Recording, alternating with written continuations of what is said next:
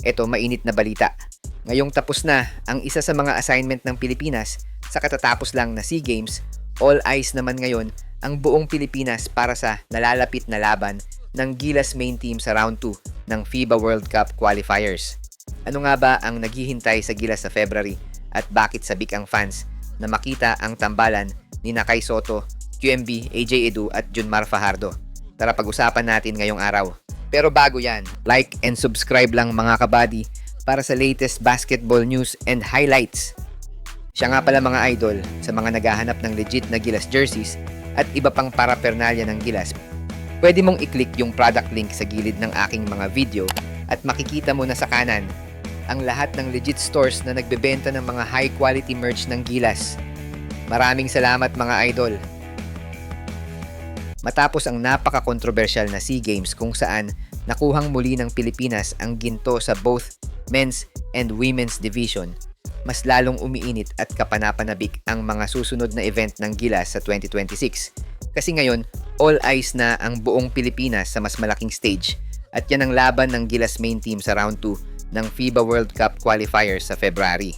Kumbaga ibang level na ulit, ibang bigat ng mga laban at ibang pressure kay Coach Tim Cone lalo na at inaabangan na ang magiging tambalan ni Kai Sotto, QMB at AJ Edu tapos sama mo pa si The Kraken, Junmar Fajardo. So ano nga ba ang naghihintay sa Gilas sa February? Una sa lahat, mas dikdikan na ang laban. Wala nang easy games. Halos lahat ng makakaharap ng Gilas, powerhouse na kumbaga. So ano ang kailangang ma-accomplish ng Gilas next year? Unang makakalaban ng Gilas ay ang team na matagal-tagal nang nagpapahirap sa Pilipinas sa FIBA, ang mga Tall Blacks. Ilang years na rin kasing pinapahirapan ng mga Tall Blacks ang Gilas team simula nang mapasama sila sa Asian region at ilang beses na ding pinapaluhod ang mga teams sa Asia dahil sa lakas ng lineup nila. Ang pagkapanalo ng Gilas last year ay indikasyon lang na beatable pa din naman sila. Pero hindi yun assurance na porke kumpleto na ang lineup ng Gilas ay magpapakampante na tayo na kaya natin silang mabigyan ng talo sa Pebrero. Kasalukuyang may 1 win at 6 losses ang Pilipinas simula nang lumipat ang New Zealand sa Asian region at hindi bababa sa 10 ang nagiging lamang ng Tall Blacks pag nakakaharap nila ang Gilas. Take note lang na yung panalo ng Gilas sa Tall Blacks dati ay lamang lang ng 4 ang Pilipinas. Kaya masasabi pa rin natin na nasa 50% pa din ang tsansa ng Gilas na manalo laban sa kanila. Pero kaya ba nating manalo sa Tall Blacks sa February? Para sa akin syempre, ngayon pa na magbabalik na ang isa sa mga main core ni Coach Tim na si Kai Sotto, masasabi naman natin na may laban na ang Gilas sa Tall Blacks. Yun nga lang ay medyo gigil ang mga Tall Blacks na manalo sa second round since 2 beses lang naman silang tinalo ng Australia sa round 1 ng qualifiers. Baka sa atin pa ibuhos ni Coach Flavel lahat ng frustrations nila dahil sino nga ba naman ang gusto na mapunta sa bottom ng standings, Jack panigurado na ilalabas nila ang pinakamalakas na lineup nila para lang matalo ang Pilipinas. Sa ikalawang game naman ng Gilas, makakaharap nila ang number 1 ngayon sa FIBA Asia na Australia.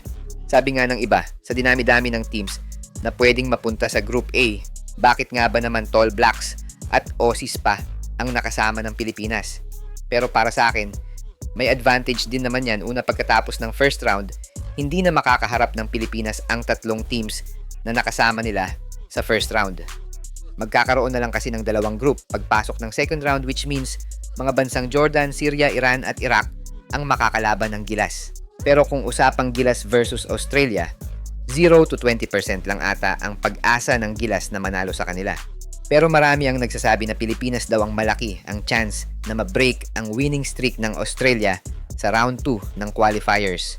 Dahil daw sa mas pinalakas na lineup ng Gilas with QMB, AJ Edu, Junmar Fajardo at Kai Sotto, nabubuo sa 4 na tower ng Gilas laban sa kanila.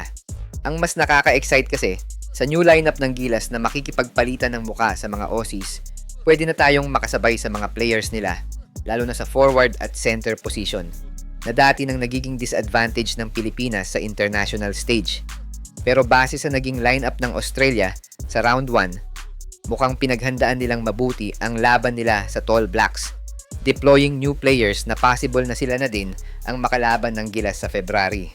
Ang magiging tanong na lang siguro ay kung paano nga ba ang magiging strategy ni Coach Tim ngayong kumpleto na ang mga players na gusto niya sa national team. Wala na siguro tayong magiging excuse kung matalo tayo sa February. Pwera na lang siguro sa kakulangan ng shooters na matagal na ring sinasuggest ng Gilas fans na isama ang mga players like Jordan Heading, Javi Gomez Deliano at mga SEA Games boys gaya ni na Robert Bolick, Ray Parks at Matthew Wright.